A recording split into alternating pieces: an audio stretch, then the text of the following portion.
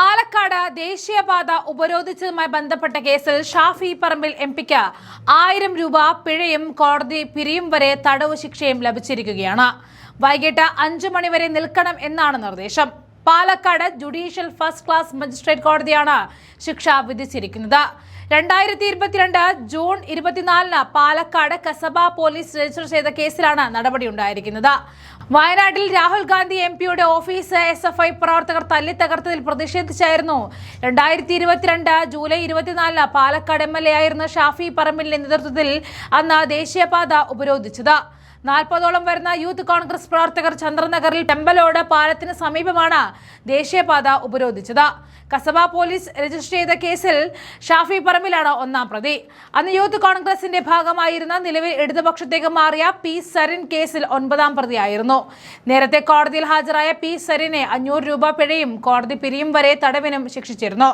ഷാഫി പറമ്പിൽ ഹാജരാകാൻ തയ്യാറാകാത്ത സാഹചര്യത്തിൽ കോടതി അറസ്റ്റ് വാറന്റും പുറപ്പെടുവിച്ചിരുന്നു. അന്ന് ഒരേ പോരാട്ട വീരത്തിൽ ദേശീയപാതയിൽ തോളോട് തോൾ ചേർന്ന് നിന്നവർ ഇന്ന് 2 തട്ടിലാണ്. ഒരാൾ ജനനായകനായി ജനഹൃദയങ്ങളിൽ വാഴുമ്പോൾ മറ്റേയാൾ നടുറോഡിൽ നനഞ്ഞ പടക്കം പോലെയായി നിൽക്കുകയാണ്. എവിടെ നിന്നാണ് തുടങ്ങിയതെന്നോ എവിടെ നിന്ന് പിടിവിട്ടെന്നോ അറിയാത്ത അവസ്ഥയിലാണ് ഷാഫിക്ക് മുന്നിൽ ഇന്ന് CPM നേതാവിന്റെ നിൽപ്പ്.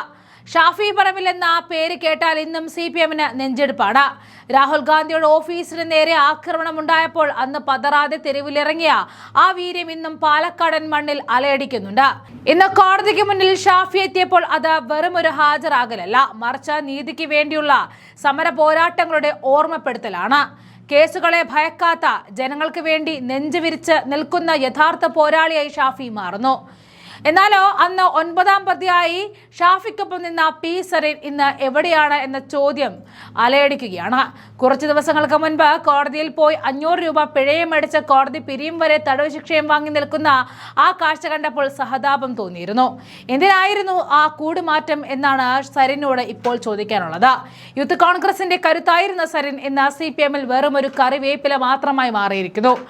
ആവശ്യം കഴിഞ്ഞാൽ വലിച്ചെറിയാൻ CPMന് സരിനെ പോലെയുള്ളവർ ധാരാളമാണ്. സരിൻ പോയെടുത്ത് സമാധാനം കിട്ടിയോ എന്നറിയില്ല, പക്ഷേ കിട്ടിയത് ഒരു ഒന്നാന്തരം പണി തന്നെയാണ്. സരിനെ കൂടെ കൂട്ടിയ CPMന് ഇപ്പോൾ ഒരു കാര്യം മനസ്സിലായിട്ടുണ്ടാകും: ഷാഫിയെ നേരിടാൻ സരിനെ കൊണ്ട് ഒരിക്കലും കഴിയില്ല എന്ന്. സ്വന്തം ഓഫീസിന് നേരെ ആക്രമണമുണ്ടായപ്പോൾ പ്രതിഷേധിച്ചവനെ ജയിലിലാക്കാൻ നോക്കിയ CPMന് അതേ പ്രതിഷേധക്കാരനെ തന്നെ പാർട്ടിയിൽ എടുക്കേണ്ടി വന്നത് കാലത്തിന്റെ കാവ്യനീതി എന്ന് നമുക്ക് അടിവരയിടാം.